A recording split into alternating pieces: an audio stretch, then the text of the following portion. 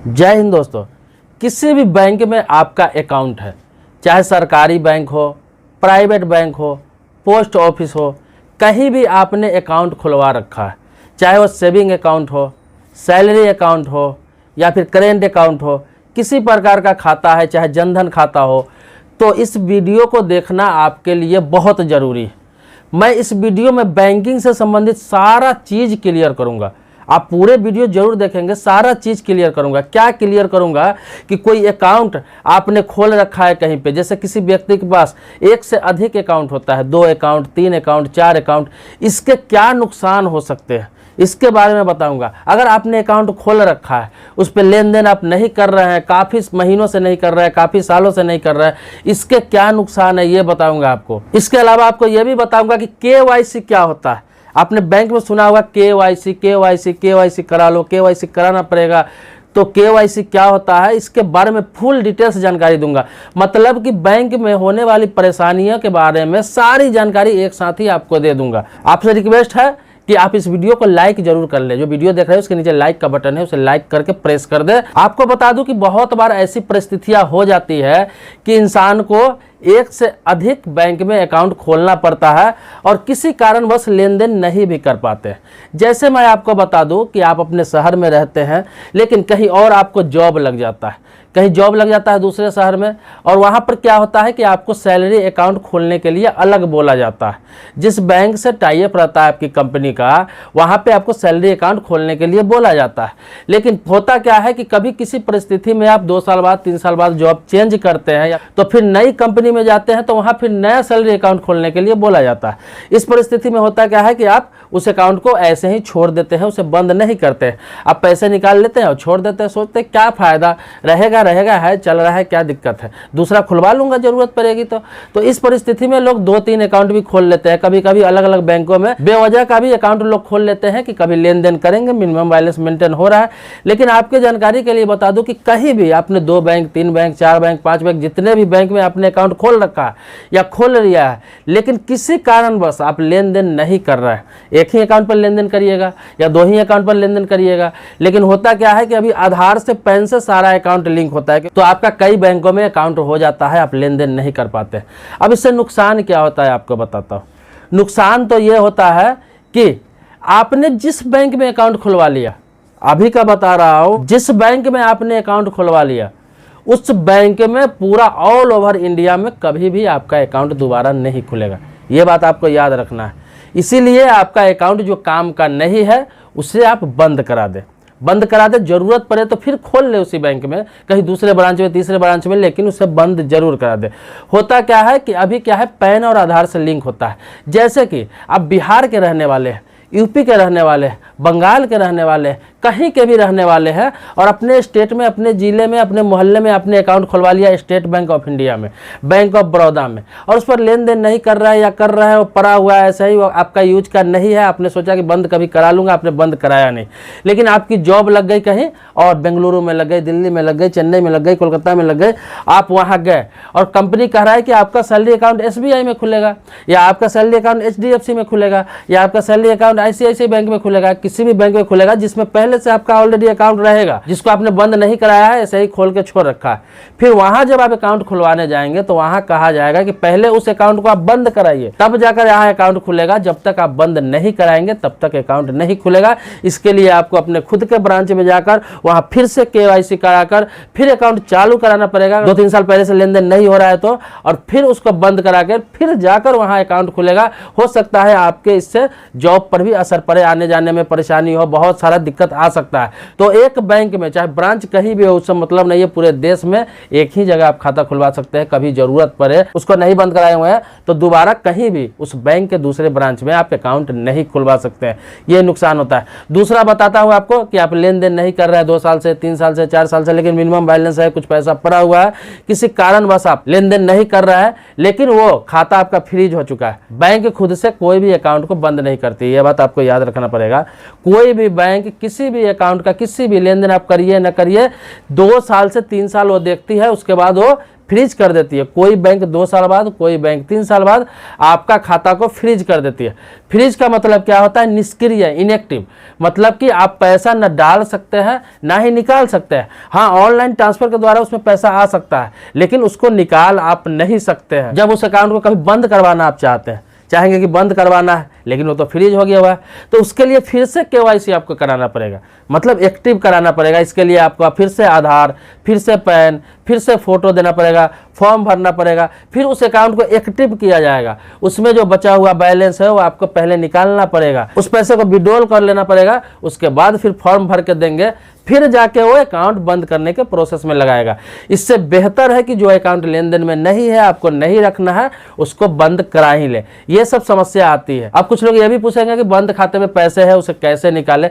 तो भाई साहब आपको बता दूं, किसी भी बैंक में आपका 10 साल पहले का हो, 20 साल पहले का हो, 15 साल पहले का अकाउंट हो, अगर कुछ पैसा रहा हो उस पर, आप चाहते हो उस पैसा को निकालने के लिए, तो बैंक में किसी का पैसा डूबता नहीं है। बैंक में किसी का भी पैसा नहीं डूबता है, वो आपके अकाउंट पर ही होता है। आप जब भी उस पैसा के निकालने के लिए चाहेंगे तो फिर से केवाईसी कराना पड़ेगा। केवाईसी कराएंगे, उसके बाद फिर से वो चालू हो जाएगा। उस पैसे को आप विड्रॉल कर सकते हैं। विड्रॉल करने के बाद फिर अकाउंट बंद करने के लिए आप आवेदन दे सकते हैं, फिर अकाउंट आपका बंद कर दिया जाता है। लेकिन ऐसे बैंक अकाउंट बंद नहीं करता है, फ्रीज कर देता है। जब से ऑनलाइन हुआ है तब से की बात बता रहा हूँ, मतलब कि कोर बैंकिंग सिस्टम जब हुआ है ऑनलाइन, तब से बता रहा हूँ। लेकिन आपका 20 साल पहले का, 15 साल पहले का, 30 साल पहले का है, जब कोर बैंकिंग सिस्टम नहीं था, ऑनलाइन सिस्टम नहीं था, उस समय का खाता है, उस समय आपका 2000, 4000, 5000 रुपया रहा होगा, तो वो पैसा आपको मिलने का नहीं है। उस समय अकाउंट बंद कर देती थी बैंक, उस समय का सिस्टम अलग था। लेकिन ऑनलाइन जब से हुआ है तब से ऐसा नहीं हो रहा है। ये 2022 का आंकड़ा है आरबीआई के पास। आरबीआई का कहना है कि आरबीआई के पास लगभग 40,000 करोड़ रुपया, आप समझ लीजिए कितना पैसा होता है, 40,000 करोड़ रुपया उनके पास ऐसा पड़ा हुआ है जो निष्क्रिय खाता का है, जो फ्रीज खाता का है। मतलब कि बहुत सारे ऐसे व्यक्ति हैं जो खाता खोल लेते हैं, मिनिमम बैलेंस 500, 1000, 2000, 5000 उसमें रहता है, और उसे भूल जाते हैं, उसमें लेन देन नहीं करते हैं, क्योंकि उनके पास बहुत सारे अकाउंट होते हैं, 2 अकाउंट, 4 अकाउंट, 5 अकाउंट, 10 अकाउंट, इसीलिए बहुत सारे खाता याद उनको नहीं रहता, या फिर लेन देन नहीं करते हैं, कम पैसा रहता है, छोड़ देते हैं ऐसे ही। ऐसा पैसा अगर पूरे देश में देखा जाए तो आरबीआई का कहना है कि 40,000 करोड़ रुपया उनके पास ऐसे पैसे एक्स्ट्रा पड़ा हुआ है जिसका कोई ट्रांजेक्शन नहीं है, जो निष्क्रिय खाता में पड़ा हुआ है, जो फ्रीज खाता में पड़ा हुआ है, जो बंद खाता में पड़ा हुआ है, लोग निकालने नहीं आए, ना उनसे उसको मतलब है। अब इस पैसा का क्या है, आरबीआई एजुकेशन ट्रस्ट में खर्च करती है। एजुकेशन ट्रस्ट में लास्ट में आज जो खाता में लेने नहीं आते हैं पैसा, उसका कोशिश किया जाता है, मैक्सिमम अब लिमिट दिया गया है कि 10 साल बाद उसे बंद करके उस पैसों को एजुकेशन ट्रस्ट में दे दिया जाए। अब ऐसे पड़े पैसों को DEAF में डाल दिया जाता है। DEAF बोला जाता है depositor education awareness fund, full form ऐसा बोला जाता है, जिसे DEAF बोला जाता है। अब ऐसे जितने भी पैसे होंगे उस पैसे को इसी फंड में अब आरबीआई डालने जा रही है। वो एजुकेशन पर खर्च होगा। भारत सरकार की तरफ से जो भी एजुकेशन पर खर्च होता है इसी पैसे को खर्च किया जाएगा। तो मैं आपको बता दूं कि अगर इस तरह के कोई भी अकाउंट आपके पास है जो निष्क्रिय है, 2 साल पहले, 4 साल पहले, 5 साल पहले से लेन देन आप नहीं कर रहे हैं, आप चाहते हैं उसे बंद करना, पहले तो मैंने आपको बताया कि नुकसान है ही कि दूसरे जगह उस बैंक में आप अकाउंट नहीं खुलवा सकते हैं दोबारा। इससे बेहतर है कि बंद करा ले। बंद कराने से आपका पैसे भी मिल जाएगा, अकाउंट बंद भी हो जाएगा। दूसरा है कि कभी भी कहीं भी खुलवाना हुआ तो आसानी से आप खुलवा सकते हैं। तो इसके लिए क्या करना है, आपको जाकर फिर से केवाईसी कराना है। नो योर कस्टमर, मतलब अपने कस्टमर को जाने। अब जितने बार खाता फ्रीज होगा, इनएक्टिव होगा, या फिर खाता में कोई दिक्कत आएगी तो आपको बार बार केवाईसी कराना पड़ता है, ताकि वर्तमान में आपका पता चेंज नहीं हुआ है, अगर चेंज हुआ है तो नया पता वहां पे डाला जाएगा। इसीलिए बार बार केवाईसी करने की जरूरत पड़ती है। आप एक्टिव रहते हैं, लेन देन करते रहते हैं, कोई दिक्कत नहीं आती है, तो केवाईसी की जरूरत एक बार ही पड़ती है जब अकाउंट आप खोलते हैं। लेकिन इनएक्टिव हो जाता है, फ्रीज हो जाता है, बंद करने की प्रोसेस होती है, बार बार आपसे केवाईसी करवाया जाता है। केवाईसी में आधार और पैन कार्ड अनिवार्य होता है। ये 2 डॉक्यूमेंट्स आपको देना ही होगा, तब जाकर फ्रीज खाता फिर से ओपन होगा, तब जाकर पैसा आपका निकलेगा। फिर बंद करने के प्रोसेस के लिए आपको अलग से फॉर्म वहां भर के देना होगा। मैं आपकी जानकारी के लिए बता दूं कि बहुत सारे बैंक ऑनलाइन भी अकाउंट बंद करने की प्रक्रिया शुरू कर चुके हैं, लेकिन वो प्रक्रिया ऐसा है कि आपको एक बार ब्रांच जाना ही पड़ेगा। ऑनलाइन आवेदन वो ले लेंगे, ऑनलाइन आवेदन ले लेंगे, लेकिन बंद करने के लिए आपको उस ब्रांच में जाना ही होगा।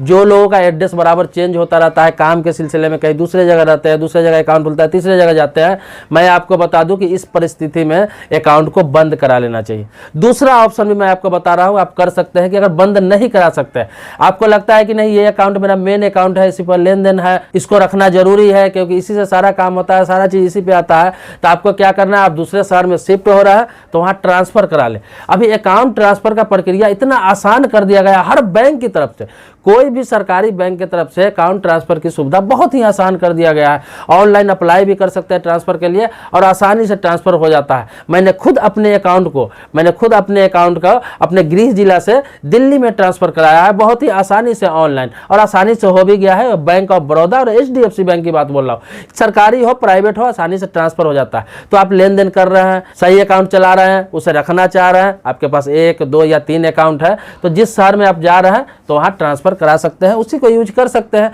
लेकिन आपको लगता है कि नहीं मैं 2 ही यूज करूंगा, तीसरा का मुझे आवश्यकता नहीं है, उसको कभी यूज नहीं करेंगे, तो पैसा निकाल के सीधा मत छोड़े, जाकर आवेदन देके उसे बंद करा ले। कुछ लोगों ने मुझसे यह भी सवाल किया था कि क्या बैंक अकाउंट अगर मेरा पड़ा हुआ है 2 साल से 3 साल से फ्रीज है, मैंने उसे बंद नहीं करवाया, तो क्या सिविल स्कोर पे फर्क पड़ेगा, क्या सिविल स्कोर खराब हो जाएगा? तो मैं आपकी जानकारी के लिए बता दूं कि सिविल स्कोर से इससे कुछ लेना देना नहीं है, इससे सिविल स्कोर प्रभावित नहीं होता है। सेविंग अकाउंट हो, जनधन खाता हो या आपका करेंट अकाउंट हो, इससे सिविल स्कोर प्रभावित नहीं होता है। क्यों नहीं होता है मैं आपको बता दूं, क्योंकि आपने वहां पैसा रख रखा है, अकाउंट खोला है, आपका कुछ मिनिमम बैलेंस है या पैसा आपने रख रखा है या अभी नहीं भी रख रखा है तो जीरो बैलेंस में है, लेकिन आपने वहां से लोन नहीं ले रखा है, आपने उसका कोई कर्ज नहीं ले रखा है बैंक का, तो फिर बैंक किसी भी परिस्थिति में सिविल डिपार्टमेंट को कभी भी रिपोर्ट नहीं कर सकती है, यहाँ सिविल खराब होने का कोई मामला ही नहीं है।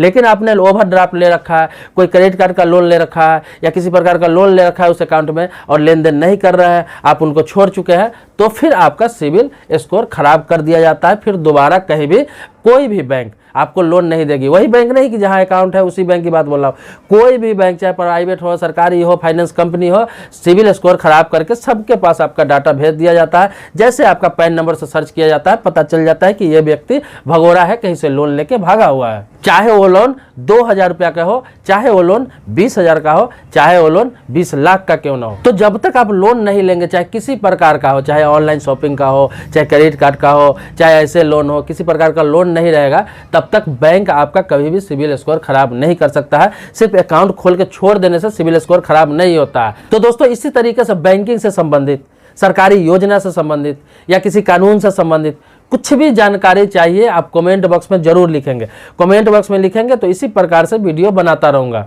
आप मेरे पुराने सब्सक्राइबर हैं, पहले से सब्सक्राइब कर रखा है आपने मेरे चैनल को, इसके लिए कोटि कोटि धन्यवाद देता हूं। लेकिन पहली बार वीडियो को देख रहा है तो मेरे चैनल को सब्सक्राइब कर ले, बगल में बेल घंटी है उसको भी दबा ले। इससे क्या होता है कि सबसे पहले वीडियो आपको मिलेगा, मैं जो भी वीडियो डालूंगा सबसे पहले आपको मिलेगा, फ्री ऑफ कॉस्ट जानकारी मिलेगा, सलाह मिलेगा। तो मिलते हैं नेक्स्ट वीडियो में जो आप ही के मुद्दे पर होगा। तब तक के लिए शुक्रिया, जय हिंद दोस्तों।